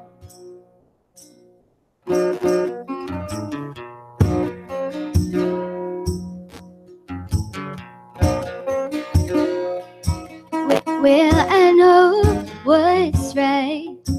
I got just one life, and I'll keep this world from dragging me around. I'm gonna stand my ground, and I won't back down. Hey, baby, there ain't no easy way out. Hey, I stand my ground. Hey, baby, there ain't no easy way out. Hey, I stand my ground, and I won't back down. No, I won't back down.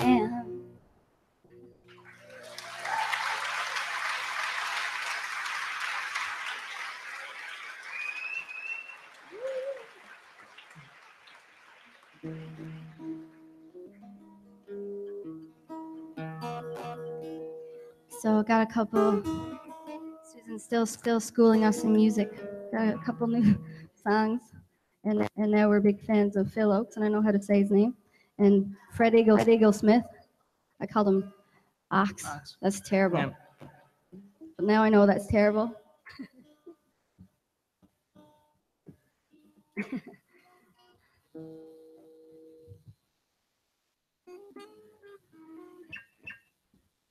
Mm-hmm.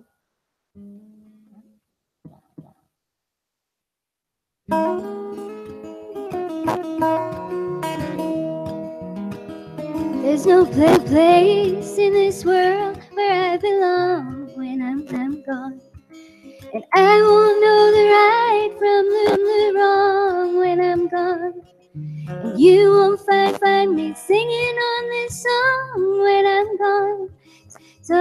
guess I'll have to do it while I'm here. I won't feel the flowing of the time when I'm gone. All the pleasures of love will not be mine when I'm gone. My pen won't pour a lyric line when I'm gone. So I guess I'll have to do it while I'm here.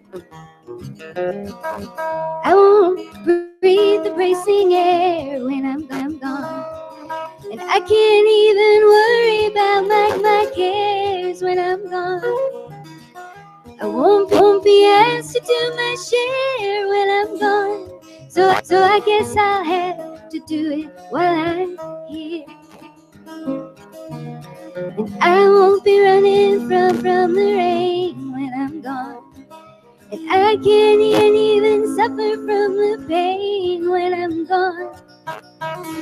Can't say who's to praise and who's to blame when I'm gone. So I guess I'll have to do it while I'm here.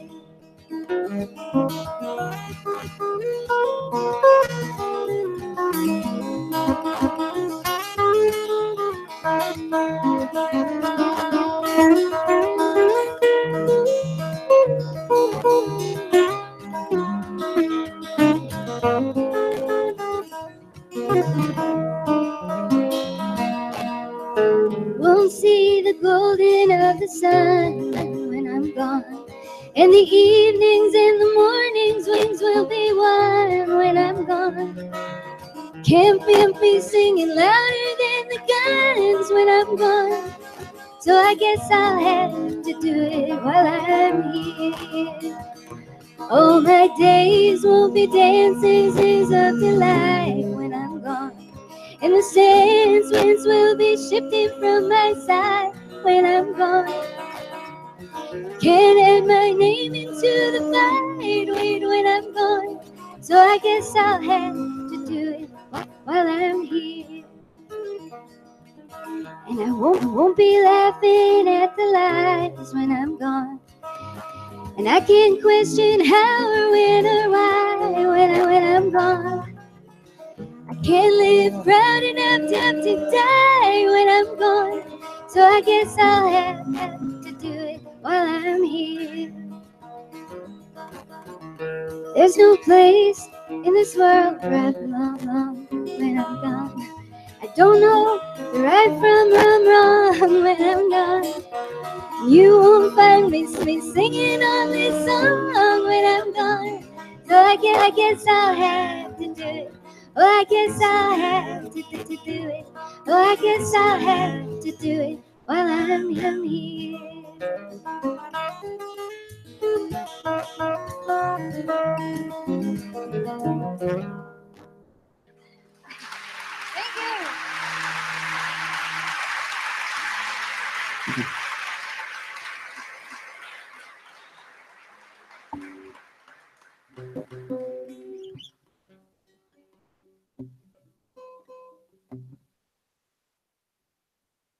You're beautiful, beautiful people.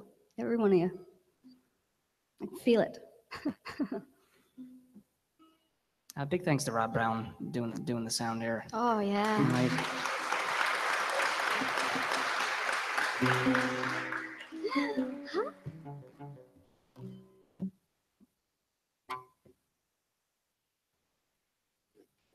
We only got 18 more songs, so just relax.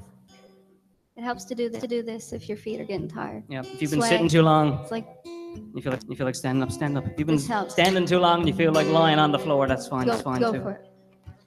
This is actually a good one to dance to. And the bar's open if you need help.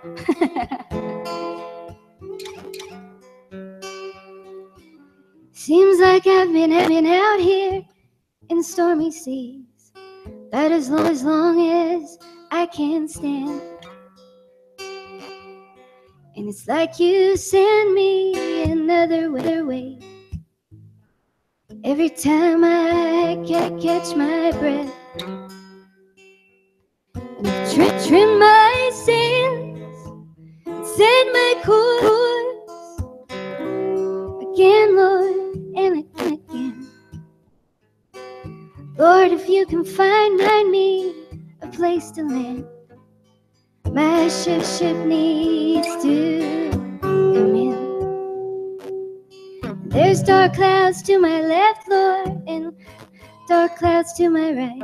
There's thundering and there's lightning. I keep sending out my signals of distress with no one there to see them. And the waves crashing over the bow and soak me to my skin. Lord, if you can find me a place to land, my ship needs to come in.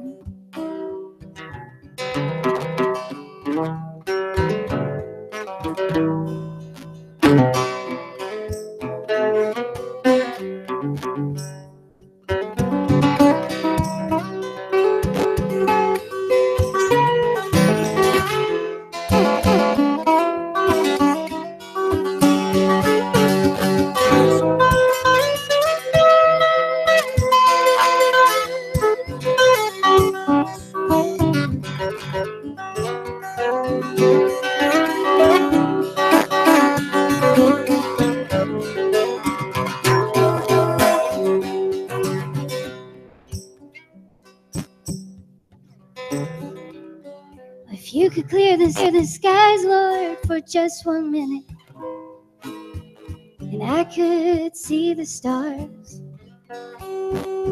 I could find my points and head on out, and try, Lord, just once more.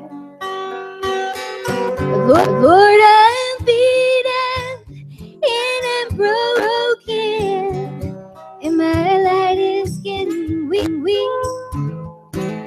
Lord, if you can find me a place to land, my ship needs to come in. Oh Lord, if you can find me a place to land, my ship needs to come in.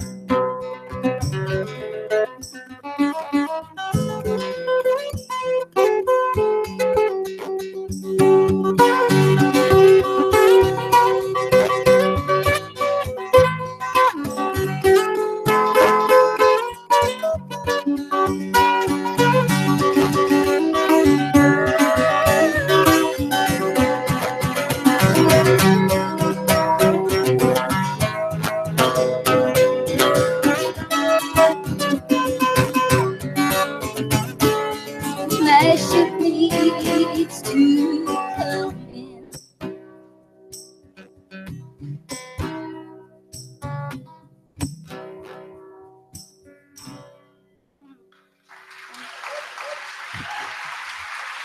Thank you.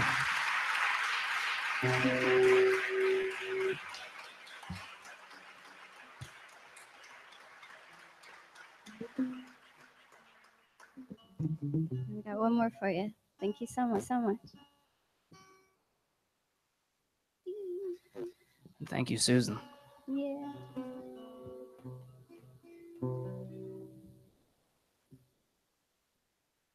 It's kind of neat standing in a room full of people and knowing the odds of anybody in there being a jerk is really low. At least today. Right? You don't stand in a lot of rooms like that.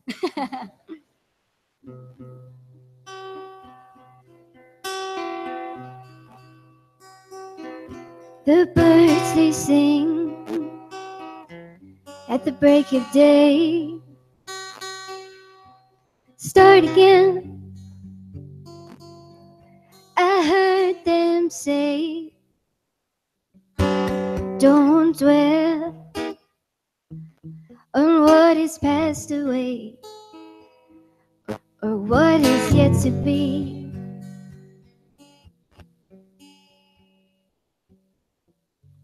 Oh, the wars, they will be fought again. the holy dove. She will be cut again, but and sold in, but again, the dove is never free.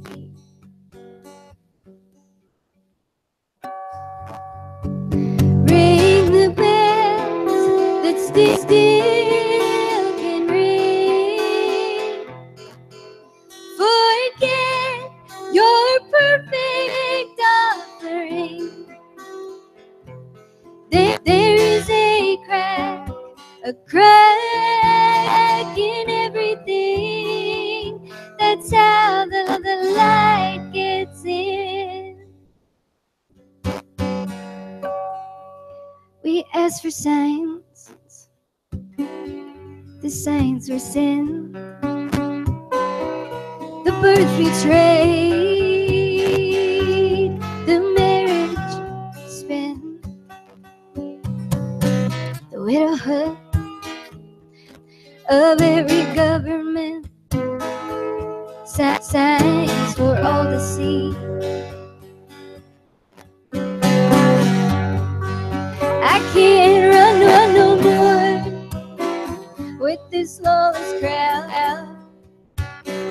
While the killers in high places say their prayers out loud, and they've summoned a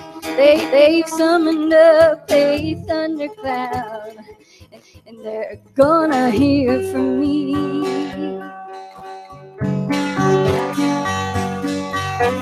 Ring the bells that still can ring. Forget your perfect offering. There's a crack in everything. That's how the light gets in.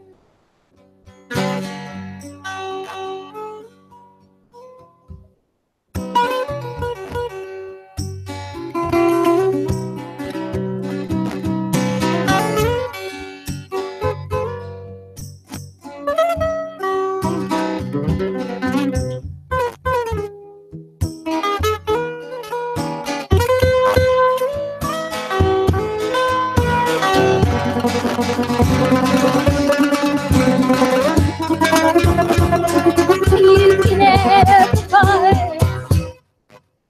but you won't get the sum. And you can strike up the march, there is no drum. And every heart to love will come, but like a refugee.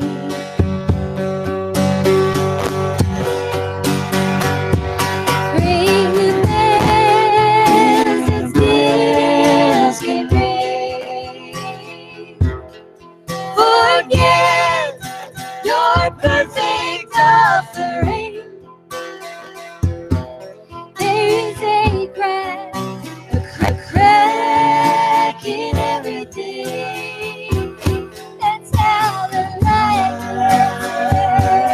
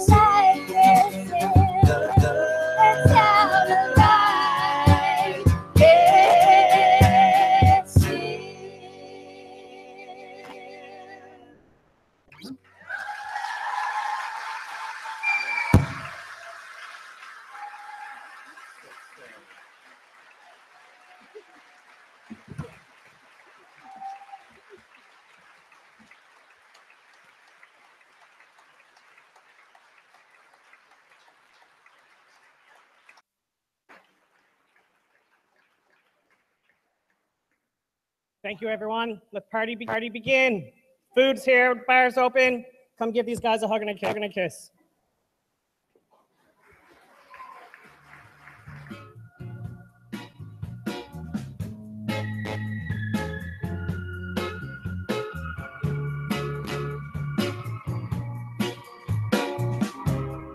Sunday morning, got the hazy dream.